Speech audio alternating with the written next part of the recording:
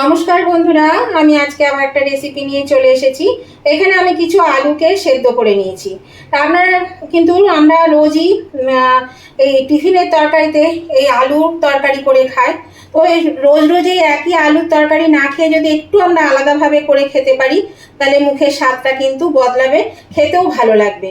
তো তার জন্য আমি এখানে বেশ কিছুটা আলু আমার বাড়ির পরিমাণ মতো, পরিবারের সদস্য সংখ্যা অনুযায়ী আমি এখানে আলুগুলোকে এভাবে একটু সেদ্ধ করেছি। দেখুন একদম কিন্তু গলে যায়নি, কিন্তু বেশ ভালো সেদ্ধ হয়ে গেছে।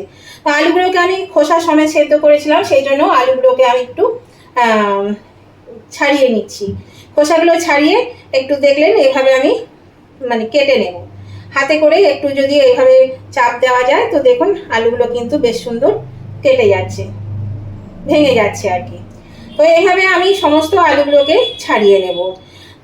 আর এই আলুর তরকারিটা খেতে কিন্তু বন্ধুরা বেশ অসাধারণ লাগে।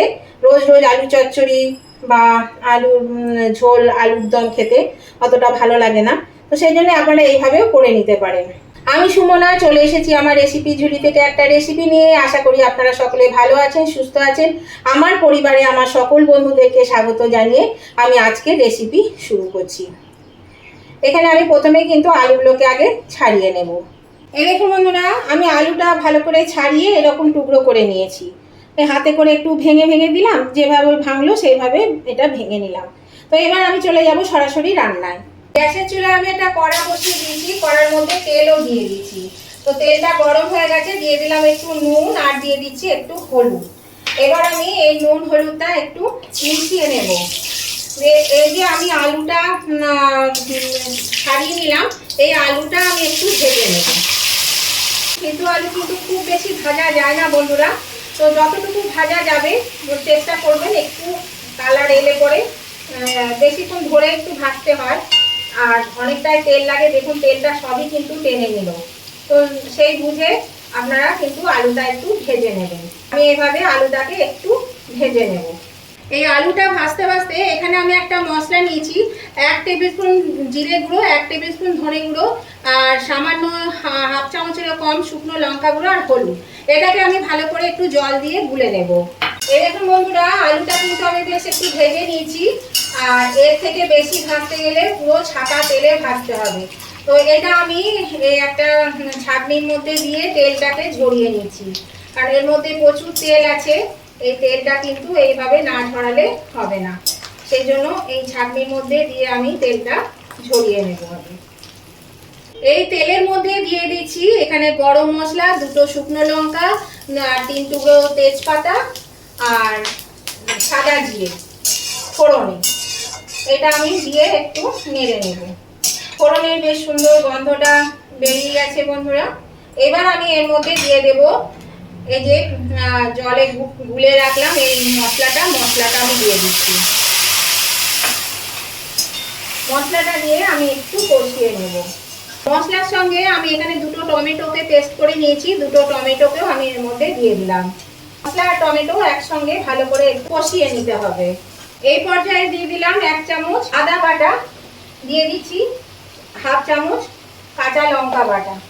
এটা দিয়েও কষিয়ে নেব এই আদা গন্ধটা চলে যাওয়া অবধি। দেখুন মশলা থেকে কিন্তু অনেকটাই তেল ছেড়ে দিয়েছে। এবার এই আদা আর কাঁচা লঙ্কাটা দিয়ে কষিয়ে নেব। এই পর্যায়ে এসে দিয়ে দেব এখানে 2 টেবিল চামচ টক দইকে আমি ভালো করে ফেটিয়ে নিয়েছিলাম। টক দইটা আমি দিয়ে দিচ্ছি। দেখুন তেল কিন্তু মশলা থেকে ছেড়ে দিয়েছে। এবার টক দইটা দিয়ে আমি ভালো করে একটু কষিয়ে নেব। আঁচটা কমিয়ে দিলাম। দিয়ে দিচ্ছি 1 চামচ কাশ্মীরি লঙ্কা গুঁড়ো। কাশ্মীরি লঙ্কা গুঁড়োটা দিলে কালারটা খুব সুন্দর আসবে, সেই জন্য এই লঙ্কা গুঁড়োটা দিলাম।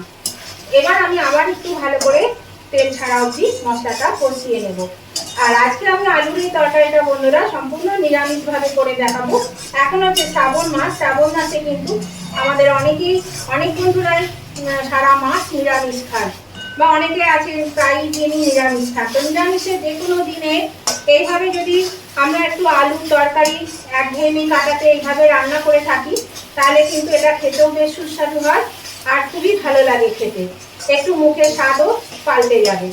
তো এবার এটা আমি একটু কষিয়ে নিচ্ছি। এই দেখুন বন্ধুরা, এখানে আমি কিছুটা ছোলার ডালকে আমি ওভারনাইট ভিজিয়ে রেখেছিলাম, দিয়ে আমি 4-5টা সিটি দিয়ে নিয়েছি। দেখুন ডালগুলো কিন্তু এরকম ভাবে গলে গেছে, দেখেছেন, কিন্তু গোটা গোটা আছে। আর এদিকে দেখুন এই মশলা থেকে তেল ছেড়ে দিয়েছে আর তলেও লেগে যাচ্ছে। তো এবার আমি এই ডালটা এর মধ্যে দিয়ে দেব। এই ডালটা দিয়ে আমি এই মিনিট 2-এর জন্য একটু কষিয়ে নেব। তো নতুন বন্ধু যারা আমার চ্যানেলে প্রথম এসেছেন, এখনো আমার চ্যানেলটা সাবস্ক্রাইব করেনি, তাদের কাছে আমার অনুরোধ অবশ্যই কিন্তু আমার চ্যানেলটা সাবস্ক্রাইব করে আমার পাশে থাকবেন আর পাশে থাকা বেলটা অবশ্যই ক্লিক করে দেবেন। তাহলে আমি যখনই আমার নতুন নতুন ভিডিও আপলোড করব, সাথে সাথে নোটিফিকেশন আপনাদের মোবাইলে পৌঁছে যাবে আর সবার আগে আপনারা আমার ভিডিও দেখতে পাবেন। আর আমার উভয় বন্ধুদেরকেই বলছি, আজকের এই রেসিপিটা যদি পছন্দ হয়ে থাকে, তাহলে দেখতে দেখতে যদি এখনো লাইক দিতে ভুলে গিয়ে থাকেন বন্ধুরা, প্লিজ একটু লাইক বাটনটা প্রেস করে দেবেন। আপনাদের একটা লাইক আমাকে এগিয়ে নিয়ে যেতে অনেকটা সাহায্য করে। আর যদি খুব ভালো লেগে থাকে, তাহলে আপনাদের বন্ধু বান্ধব, আত্মীয় স্বজন সকলের কাছে প্রচুর পরিমাণে একটু শেয়ার করে দেবেন। আর কেমন লাগলো আজকের এই রেসিপিটা সেটা জানাতে কমেন্ট করতে একদম ভুলবেন না। আপনাদের মিষ্টি মিষ্টি কমেন্টগুলো পড়তেও যেমন ভালো লাগে, তেমনি একটা কমেন্ট আমাকে পরবর্তী রেসিপি বানাতে অনেকটাই কিন্তু উৎসাহিত করে। তাহলে উভয় বন্ধুরা কিন্তু লাইক শেয়ার কমেন্ট করতে একদম ভুলবেন না। এটা 2 মিনিট কষানো হয়ে গেছে বন্ধুরা। এর মধ্যে এবার ভেজে রাখা আলুটা আমি দিয়ে দিচ্ছি। এই আলুটা দিয়ে এবার আমি একটু ভালো করে এটা নাড়াচাড়া করে নেব। এর মধ্যে এই যে সমস্ত মশলার বাটি ধোয়া জলটা আমি দিয়ে দিলাম। এবার এর মধ্যে দিয়ে দিচ্ছি পরিমাণ মতো লবণ। এটা আমি 2-3 মিনিট একটু কষিয়ে নেব। 2 মিনিট কষিয়ে নিলে কিন্তু হবে। আলুও ভাজা আছে, ডালও ভাজা হয়ে গেছে। তো মিনিট 2-এর মতন একটু মিশিয়ে নিলেই কিন্তু এটা হয়ে যাবে। এটা আমার কষানো হয়ে গেছে। এর মধ্যে আমি 2 বাটি জল আমি দিয়ে দিচ্ছি।